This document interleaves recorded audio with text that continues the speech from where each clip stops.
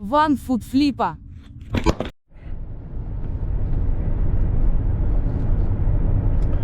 So some people are always wondering why I'm always so exact and worrying about things like my exact shipping costs and things like that, when other people are like, skibbity-doo, I just guess. It's because although I try to be entertaining, this is a business-focused channel. I try to educate you about actually making the most of whatever your eBay is or reselling is at whatever level it is. So I can't skibbity-doo guess or estimate things. I'm gonna weigh that package when I make the listing. I'm not gonna guess what the weight is, no matter what, no matter how good I am at it. I'm not gonna use a flat rate shipping under most circumstances for items over £1, unless it's a very specific circumstance. Not insulting you, because that's what you might do, but I'm going for maximum profits, and you're not going to get your maximum profits off of flat rate shipping when your shipping costs can vary by 100% or more depending on where the item goes. So I can't just be like, skibbity-doo, that'll cost $12. I'm gonna ship it and put $12 in on the shipping, and it might cost $6 if it goes to your zone, or $27 if it goes to Washington State. I don't do business that way. You can do business that way all you want, and if it works out for you, more power to you. One reason why you get huge differences too with how people feel about things like this is how expensive their items are. You know, like my buddy Max, Fast Talking Flipper, he sells a lot of expensive car parts, and they're all going to be high dollar items, and they're all going to cost a bunch of money to ship, or at least some significant money to ship. But the difference is the items are so high dollar that the shipping is a much lower percentage of the overall cost of the item. So if Max sends that car part to Washington State, and it does end up costing $8 more to ship than he guessed or estimated, it's not that big of a deal because the part was $287. But if instead it's a $12 item and it costs you $8 more to ship than you charge, that's a huge deal, and you probably lost money on the entire sale. These little differences like that are why some people think that some advice is crazy or not worth the effort, and other people are like, oh yeah, that makes sense. And then other people are wondering why I don't go to the Goodwill outlet every single day when I live 4 miles from it. Oh, it's 4 good miles too. It's all highway. Because I live like basically within sight of the highway exit, and my Goodwill bins is also at a highway exit, and it's just 2 exits away, 4 miles. And it's mostly because I can't sell that stuff as fast as I can find it. I would need to quad my storage area, quadruple my storage area, in order to sell the Goodwill outlet stuff as fast as I find it. Or I need to be much more picky about only buying smaller items there, but I'm not sure if I could always find only smaller items there. Like, I'll buy batting helmets that I know are only going to clear me $10 because I know that they're a for sure thing and they're going to clear me $10. But a batting helmet does take up a nice chunk of shelf space, and they don't always sell fast. I guess that's something I should examine. Do you think it's worth it for me to take up shelf space on a batting helmet that's only going to clear me $10? It all depends on whether I'm maximizing my money or maximizing my time. If I'm maximizing my time, or my money for my time, if I see that batting helmet in front of me and I know that's a sure $10 profit, there's no reason for me not to pick that up. Although if I'm trying to maximize my money overall, I'm saying, no, Paige, that batting helmet takes up too much space. You can get $800 worth of Warhammer miniatures into that same spot. Not that I have a source for $800 worth of Warhammer miniatures right now. If you do want to sell me Warhammer miniatures, please get in contact with me. Emails in the description. If not, find me on Instagram.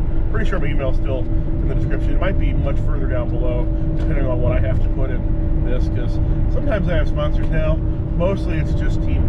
Temu's sponsoring me once a month.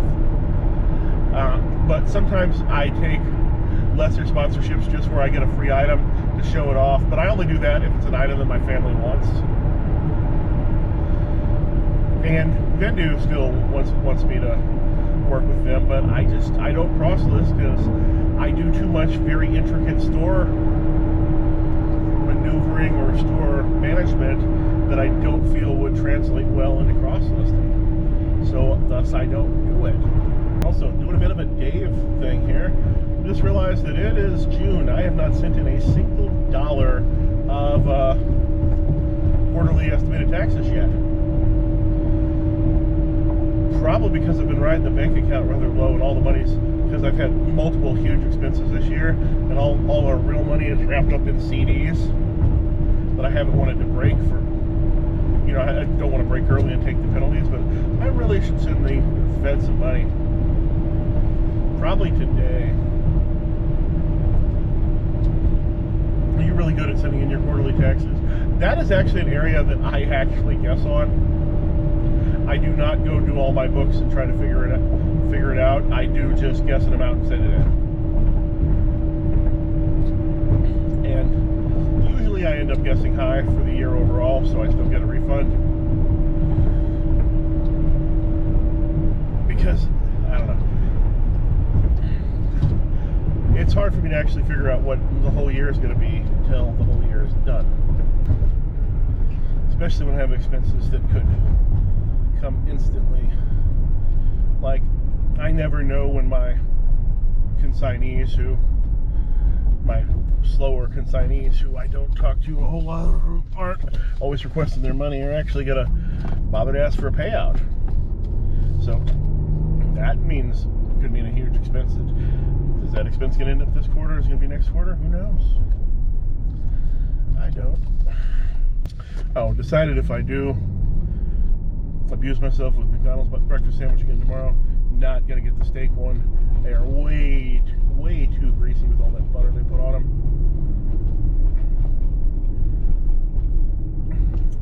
And they cost $1 extra.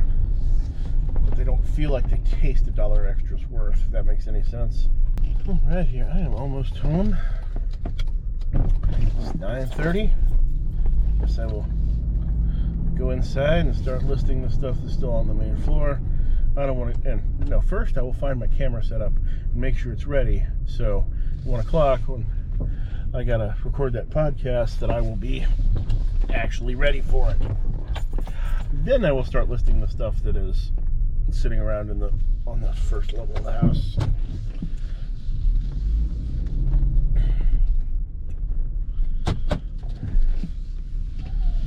And then I can work in the basement this evening. So, one good thing about reselling is that it can start to make a lot of your hobbies or interests or even household expenses start to really go down in cost, or even to start to become nearly free. Like, my biggest hobby that I'm wanting to pursue at the moment is Dungeons and Dragons, little miniatures on the table, wargaming miniatures and things like that. And I've been finding that I can find wargaming buildings and terrain, or things that work as it or could be turned into it, at the Goodwill outlet every single time I go there. You know, oh, like here, I'll show you this thing here. This was a piece of some sort of plastic train setup. I gave it a little paint, little bit here and there, and now it's a dungeon entrance. Does it look perfect? Nah, but it's good enough. Or hey, Princess Castle. Costs $2 because it weighs a pound. A little bit of paint and everything else. Suddenly it's a creepy castle that, because of the scale, would belong to a giant, not a princess, but hey, stick those giant miniatures and everything else in there, you're ready to go. Same thing right here, still got this black primer. Or maybe I don't. Maybe by the time I post this, I will have done some painting, in which case we'll see more pictures of it. Was a princess house. Now it's going to be a haunted house. Sometimes you get we'll find the various village things, holiday village things and such, that are almost the exact right scale for fantasy miniatures, and they even have the right look. And you don't need hundreds of, you only need so many buildings, So I quickly already built up a supply of those where I'm ready to go with that stuff. Or if you actually sell your hobby, you're easily going to find your collection probably building up to excessive levels. I actually, because of reselling, decided both to cut down on what I keep out of most of my hobbies to the things that I might actually use instead of collecting things just to have. So I got rid of basically my whole Magic the Gathering collection, other than actual decks. Yeah, I still have actual decks to play with, but I don't have binders and boxes full of cards anymore because I don't need them. They're not doing anything for me.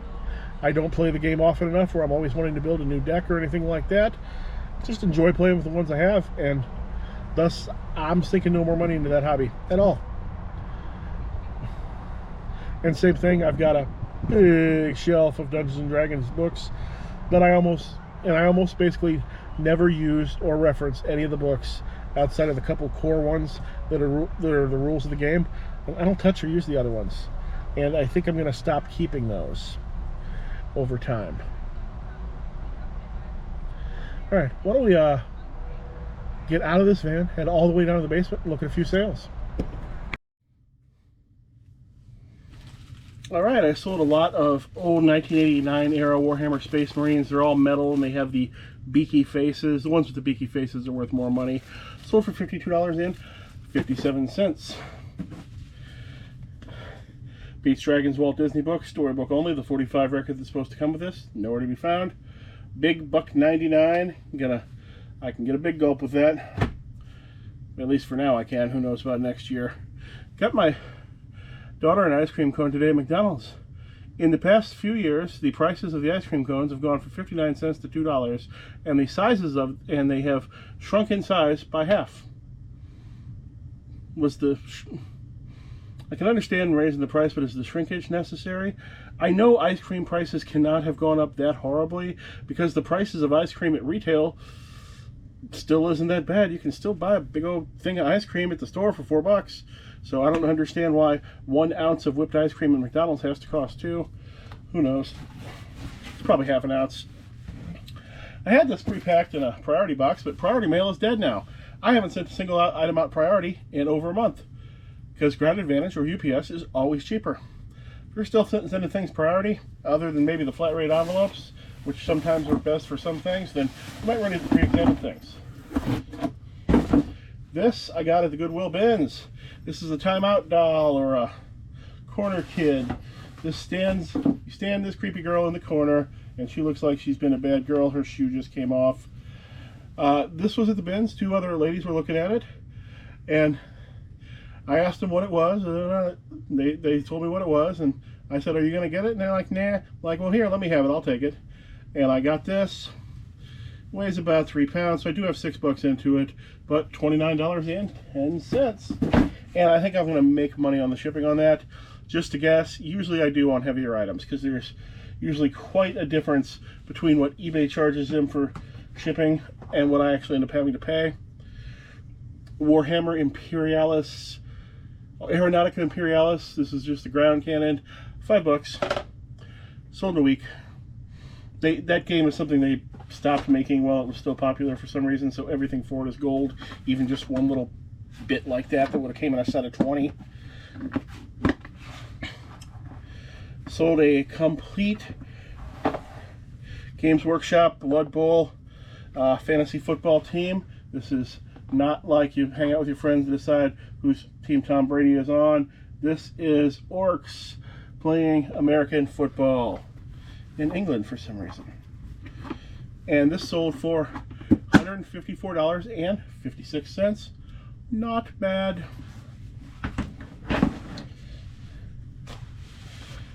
Dragon Ball Super Playmat Miraculous Revival, $7.20. These have been continuing to fall in value. The first one of these I ever sold, I got $20 for. That was about 4 years ago. I don't know if the Dragon Ball Super game is falling off in popularity. Probably.